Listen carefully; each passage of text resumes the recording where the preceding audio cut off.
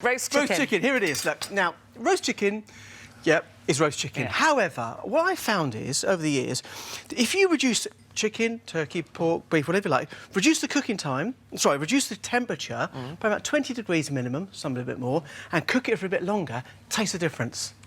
What, with the flavour or just the moistness? The texture, the flavour, everything. Because, you know, if you look at chicken, for argument's sake, that is very lean. When you roast that really hard, that's going to dry out. Yeah. So cook it slower and longer and taste difference. Now, OK. to help that along, Ruth, I've got something here for you now. Now, if you were blindfold, you would not know what I've done to this chicken, OK? With that, I don't. It's a syringe here. It's a flavour enhancer. There it is. Right. You can buy them on the internet. They're actually quite cool now. But what it is over here is a mixture. This here is brown miso paste and oil. Or you can do something like Asian-y with it. No. You liquidise it together.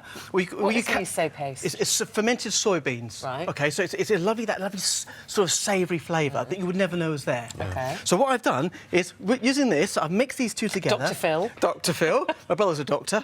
And all I'm going to do is inject this into the chicken in 4 or 5 places. Right. So what you're doing, you're adding savoury flavour. Nice, does it? No, it doesn't look very nice, but you're injecting flavour. I get a vitamin D injection, which is almost exactly the same as that. But what you're doing is putting this flavour inside the chicken. Right. Now, coupled with the fact you're going to roast it slowly. And you wouldn't know? You reckon I wouldn't know? No. If you were blindfold, you'd say all that does is enhances the savoury flavour that's there already. Flavour? Yes. OK. A bit like MSG does. Yeah. If you go to the Chinese restaurant and say, look, I want MSG without leaving the white powder stuff in it, and they get a normal one, taste the difference. They taste identical, but there's something in there which you can't determine, which makes that one taste better. A bit tastier. Yes. OK. So in the oven. So, well, I'm whack that in the oven.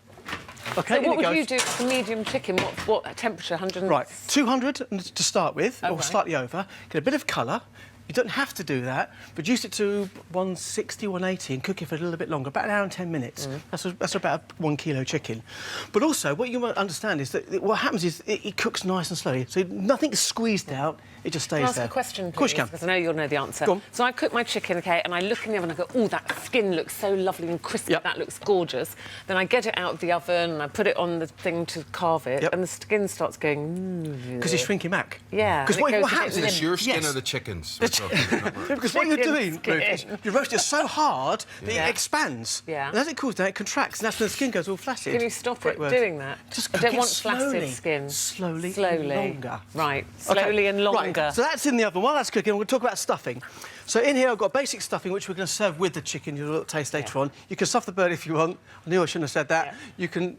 Yeah. Or you can put it into a tray. Separately. You can. Right. In here I've got onions and sausage meat, which I've just warmed through. OK, so we're not cooking the sausage meat. And then here, tarragon. Now, I love tarragon. I think it's fantastic. It's a bit licoricey, isn't it? It is, but it works well with chicken, white meats like pork, and also salmon it works very, very well with, and parsley. So in that goes. You like a bit of stuffing, don't you? Yeah. Here I've got a little toasted pine nuts, which you can now buy them toasted. Love them. They give a nice bit of crunch as well. And then 1 egg, or if you don't want to use the yolk, you don't have to. In it goes, and a few dried breadcrumbs. And you want to keep that moist, Phil, as well. Yeah, don't you are. Not dry. You are, because you've got sausage meat. Yeah. Which inherently is 20% fat. Yeah. And bear in mind, pork fat melts at a lower temperature than any other fat. So when you're cooking it, it'll melt out. That's why you put it in burgers. Yeah. So it holds the form of the meat. Yeah. Mix it up in the oven. Blah blah blah. Right now, vegetables. We'll talk about vegetables. Over here. Here's a selection of vegetables. Now, there's a vegetable shortage now. You can't get courgettes, you can't get... You can only have one lettuce. So I concentrate on vegetables which we can get available here. So this is in season? Yeah. That's Swede. It's turnip. It's Swede. You can have a row about that. Swede. It's turnip. Kohlrabi, a Victorian vegetable, which I love. Similar to turnip. I'm having one of these rows now. I'm telling you now, all of Scotland and Ireland and Wales will say that is turnip. That is turnip. That is a turnip. That's not. That's a Swede. That is a Swede. I'm telling you, there's a north side divide on this. So over here, forget him. Yeah, that's how they do it. So what you do here is you get in this pan here. I've got all the vegetables cut in big chunks. I then cover in olive oil. In oil? In oil, olive oil. OK, now it's like a lot of oil, but bear in mind you can reuse it. You don't throw it away. You strain it off, as I'll show you in a second, and you reuse it for dressings and cooking. Right. Got a bit of garlic in there, a bit of thyme. In that goes like that. Bring that to the simmer in the oven at the same time as chicken. 30 minutes later. Right, hang on. So you bring the oil up to a simmer, put the lid on. Yep. and into the oven. You can leave it on 30 the minutes stove. later. Right. OK. 30 minutes It later. comes out this one here. Yeah. So as you'll see here, So you've drained the oil they off. just break apart, and you cool them in the oil. So all that natural flavour staying in there. Yeah. Right. Then what you do is you take them out. And you sauté them in a little bit of the oil that you've cooked them in. Have a little taste of that, guys. Phil, I'd rather taste the potatoes. You They're can in a looking second. gorgeous. There you go. They are looking I love gorgeous. root vegetables. And all I've done is a little bit of salt and pepper and a little pinch of sugar. Oh, it's delicious. That increases that flavour profile It's by delicious. about 25%. They're soft and tasty. Excuse me, could I also say sow your potatoes soft and tasty? Yes. How Now, do you get potatoes soft? let's move this out of the way here so you can see this. Here's the chicken.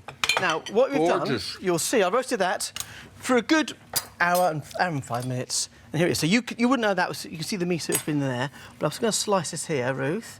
And I'm going to put a little piece on your plate over there. If you pass that plate, Ruth. And you break that up and have a little taste. And tell me if you can taste the difference. But it just increases the savoury tones by a long, long way. Phil, masterpiece. Can't wait for Sunday. Now, if you've Details on the I wouldn't have website known. There you for go. all of that. I wouldn't have known what you've done to it. It's slightly saltier. Yes. But But in the it's chicken. tasty. It's really tasty.